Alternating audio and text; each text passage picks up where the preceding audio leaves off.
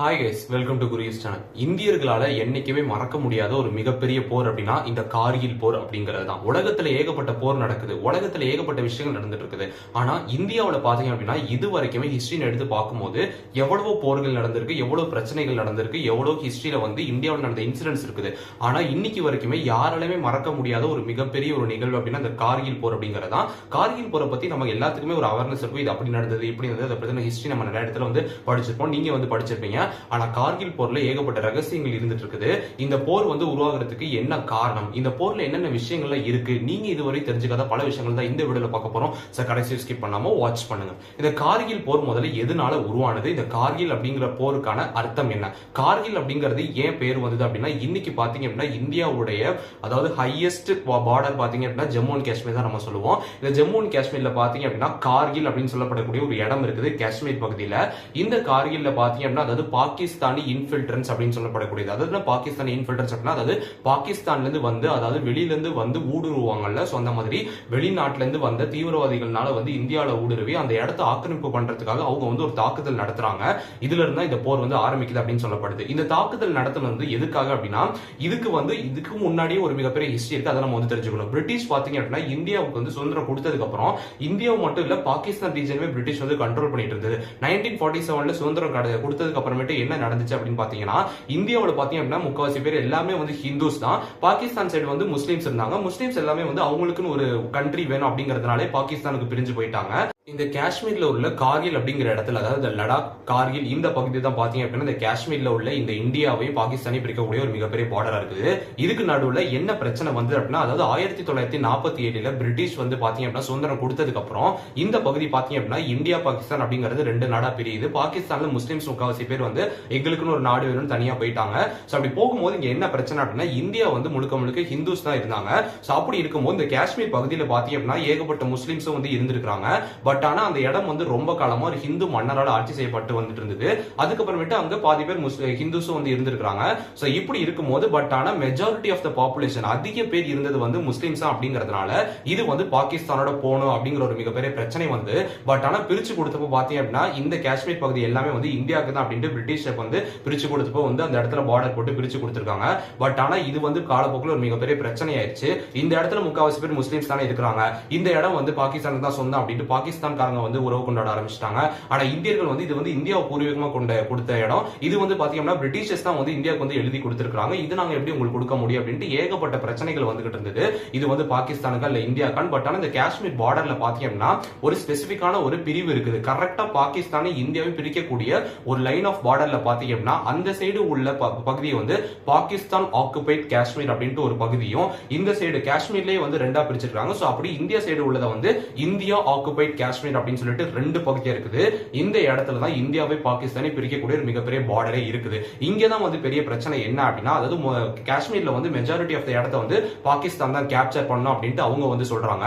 So அப்படி capture பண்ணணும்னு சொல்லி நடத்தின மிகப்பெரிய தாக்குதல் தான் இந்த கார்கில் வார் அப்படிங்கிறது. கார்கில் வாரோட மிகப்பெரிய தொடக்கமே பாகிஸ்தான்ல இருந்து பல பேர் இங்க ஊடுருவி பாகிஸ்தான்ல இருந்து இன்ஃபில்ட்ரன்ஸ் அப்படின்னு இங்கிலீஷ்ல சொல்றாங்க. அந்த மாதிரி ஊடுருவி அவங்க இந்தியா மேல தாக்குதல் நடத்துறாங்க. முதல் தாக்குதல் நடத்தினால்தான் கார்கில் வார் அப்படிங்கறதே உருவானுச்சு. இந்த கார்கில் வார் அப்படிங்கிறது எப்போ ஆரம்பிச்சு அப்படின்னா அதாவது 3 மே 1999 தான் இந்த கார்கில் போர் அப்படிங்கறது ஆரம்பிச்சதே. இந்த கார்கில் போர் பாகிஸ்தான்ல இருந்து ஊடுருவங்க இந்த இடத்துல தாக்குதல் நடத்த ஆரம்பிக்கிறாங்க.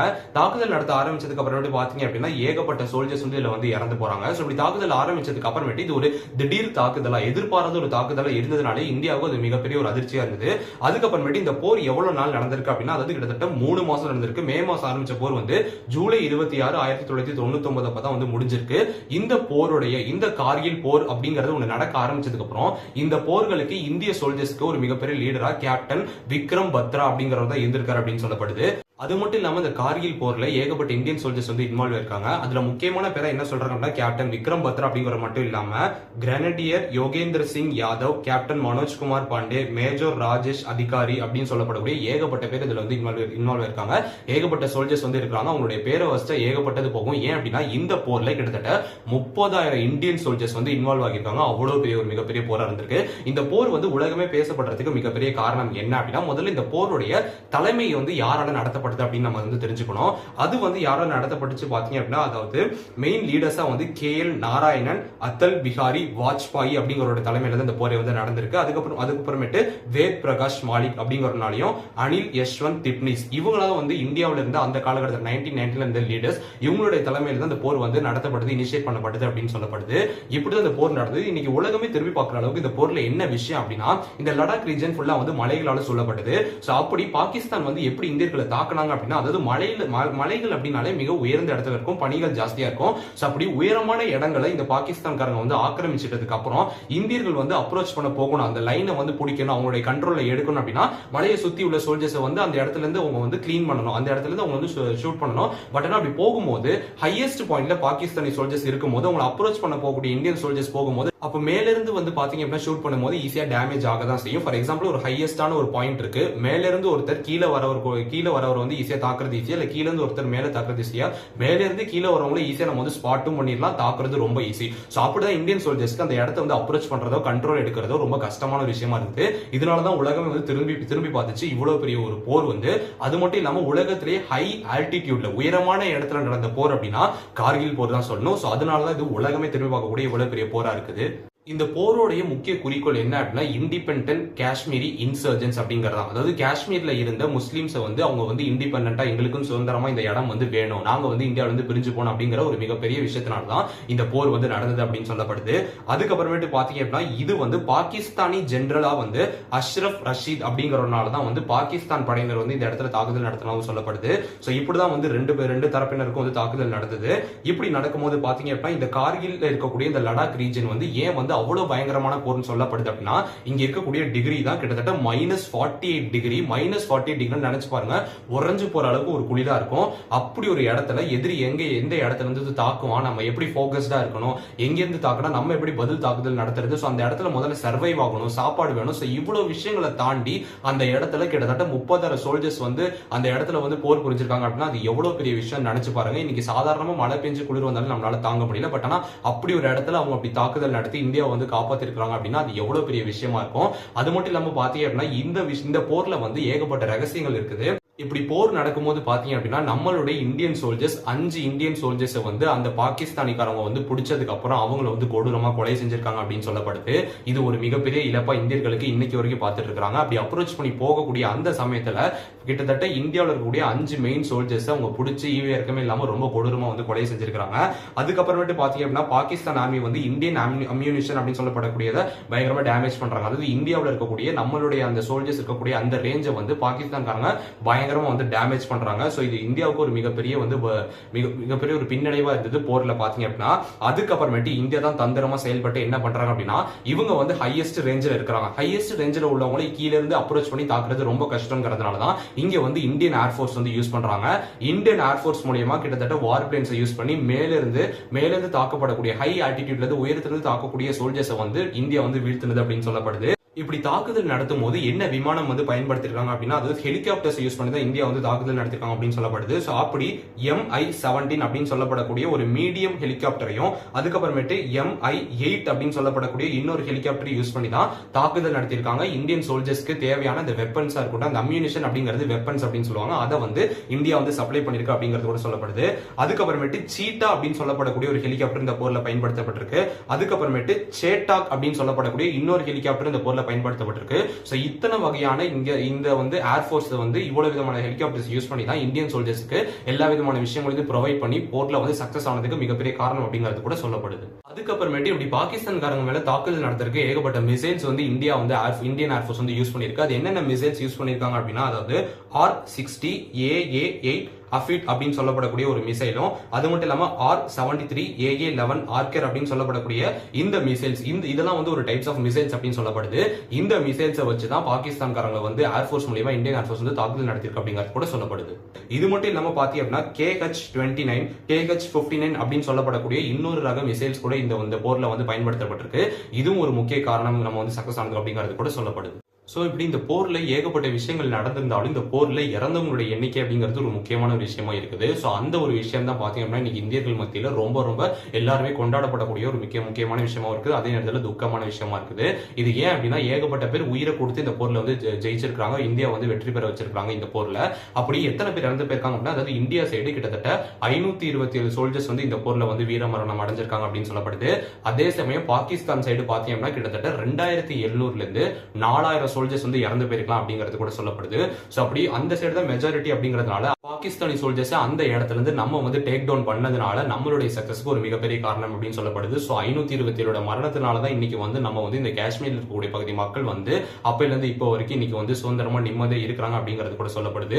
சோ இதுக்கு நடுவில் இந்த போர் வந்து சீக்கிரம் முடிஞ்சதுக்கும் சக்சஸ்க்கு இன்னொரு காரணமும் இருக்கு அப்படின்னு சொல்லப்படுது. அப்படி போர் நடக்கும்போது பாத்தீங்கன்னா பாகிஸ்தான் பிஎம்ஆ அந்த சமயத்துல நவாஸ் ஷாரிஃப் அப்படிங்கிறவர் தான் இருந்திருக்காரு. சோ அப்படி போர் நடக்கும்போது யூஎஸ்ல இருந்த பிரசிடென்ட் வந்து அதாவது யூஎஸ்ல இருந்த பிரசிடென்ட் வந்து அவர் வந்து சொல்லியிருக்காரு பில் கிளின்டன் அப்படின்னு சொல்லப்படக்கூடிய அந்த சமயத்துல யூஎஸ் பிரசிடென்டா இருந்தவர் அவர் வந்து பாகிஸ்தானுக்கு மெசேஜ் அனுப்பி நீங்க இந்த போரை வந்து நிறுத்தணும், நீங்க பண்றது தப்பு, இந்த போரை வந்து சீக்கிரம் நீங்க நிறுத்தணும் அப்படின்னு சொல்லி அவரோட இன்ஃபுளுன்ஸ் அங்க போயிருக்குது.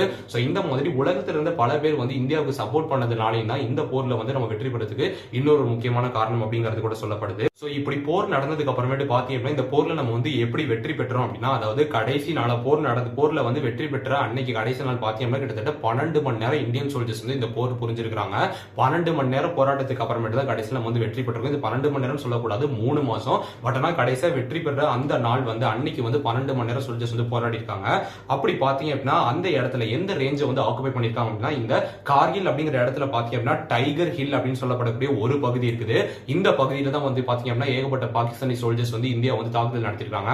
அந்த பகுதியை வந்து டேக் டவுன் பண்ணதுக்கு அப்புறம் அதாவது ஹையஸ்ட் ஆல்டிட்யூட் உயரமான இடத்தை வந்து டேக் டவுன் பண்ணதுக்கு அப்புறமேட்டு இந்தியன் சோல்ஜர்ஸ்க்கு அது ரொம்ப ஈஸி ஆயிடுச்சு. அதுக்கப்புறமேட்டு நம்மளோட இடத்தை நம்ம வந்து ஆக்குபை பண்ணதுக்கு அப்புறம் அங்கிருந்து பாகிஸ்தான் சோல்ஜர்ஸ் எல்லாத்தையுமே அங்கிருந்து வெளியேற்றி அவங்களும் வந்து பின்வாங்க ஆரம்பிச்சிட்டாங்க. ஒரு சைடு பயங்கரமான ஒரு டேமேஜ் ஏற்பட்டதுனால கிட்டத்தட்ட 2000 பேருக்கு மேல அந்த சைடு இழப்பு ஏற்பட்டதுனால இந்தியன் சோல்ஜர்ஸ் வந்து ரொம்ப பிரேவா சண்டை போட்டதுனால அவங்க வந்து பின்வாங்க ஆரம்பிச்சதுக்கு அப்புறமேட்டு நமக்கு வந்து வெற்றி கிடைச்சது அப்படிங்கிறது கூட சொல்லப்படுது. இந்த போரை வந்து ஆபரேஷன் விஜய் அப்படிங்கிறது கூட சொல்றாங்க.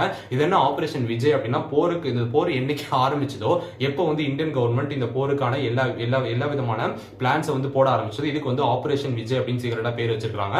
அது என்ன ஆபரேஷன் விஜய் அப்படின்னா அதாவது சான்ஸ்கிரிட்ல விஜய் அப்படின்னா ஜெயிச்சிட்டோம் சக்சஸ் அப்படின்னு அர்த்தம். சோ இந்த போர்ல நம்ம வந்து கண்டிப்பா வெற்றி பெறதான் போறோம் அப்படின்னு உறுதியாவே நம்பிக்கை கிடையாது. நம்ம வந்து கண்டிப்பா ஜெயிக்கணும் அப்படிங்கிற போராட்டம் கிடையாது. நான் தான் ஜெயிப்போம் இது நம்மளோட இடம் அப்படிங்கிற உறுதியா சண்டை போட்டு இந்த பேரை வச்சு போருக்கு முன்னாடி இந்த பிளானை போட்டு ஆபரேஷன் விஜய் அப்படின்ட்டு என்னைக்கு பாகிஸ்தான்காரங்க தாக்குதல் நடந்ததுக்கு அப்புறம் பதில் தாக்குதல் கொடுத்து நம்ம ஜெயிக்கணும் அப்படின்ட்டு சொல்லி இந்த போரை வந்து வெற்றி பெற்றது அப்படின்னு சொல்லப்படுது. சோ இப்படிதான் இந்த கார்கில் அப்படிங்கிற போர் வந்து நடந்தது. நாம சொன்ன விஷயங்கள் மட்டும் இல்லாம ஏகப்பட்ட விஷயங்கள் இதை பத்தி பேசிட்டே போலாம்.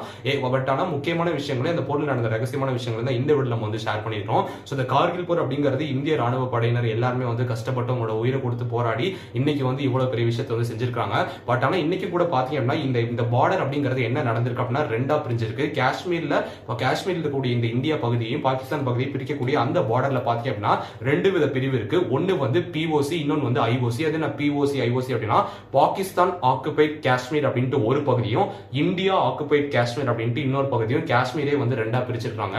அதுதான் வந்து பாத்தீங்கன்னா பார்டர் லைன் இந்தியாவையும் பாகிஸ்தானையும் பிரிக்கக்கூடிய பார்டர் லைன். அன்னைக்கு அவங்க சண்டை போட்டு இந்த பார்டர் வந்து பிரிஞ்சு இப்படி ஒரு பார்டர் போட்டதுக்கு அப்புறமேட்டு தான் இன்னைக்கு வரைக்கும் எந்த பிரச்சனை இல்லாம இருக்குது. இன்னைக்கு கூட ஏகப்பட்ட பிரச்சனைகள் தாக்குதல் அதுக்கப்புறமேட்டு புல்வாமா அப்படிங்கிற தாக்குதல் நடந்தது 2019 ஏகப்பட்ட விஷயங்கள் இருக்குது. பட் ஆனா இந்தியன் சோல்ஜர்ஸ் பிரேவான அந்த செயல் மூலியமா அவங்க வந்து உயிரை பணைய வைக்கல அப்படின்னா இன்னைக்கு இந்தியா அப்படிங்கிறது இந்த நிலைமையில கண்டிப்பா இருக்கவே இருக்காது அப்படிங்கறத உண்மையான ஒரு விஷயம். சோ இதை பத்தி நீங்க என்ன நினைக்கிறீங்க அப்படிங்கறத கமெண்ட் பண்ணுங்க. அவங்க இன்னைக்கு வந்து கார்கில் போர்ல ஏகப்பட்ட பேர் வந்து இறந்து போயிருக்காங்க. அவங்களுடைய துணிச்சலான செயல்னால தான் இன்னைக்கு இந்தியாவை வந்து பெருமை இருக்கு அப்படிங்கிறது நம்ம எல்லாத்துக்குமே தெரிஞ்ச விஷயம். So Jai Hind, thanks for வாட்சிங்.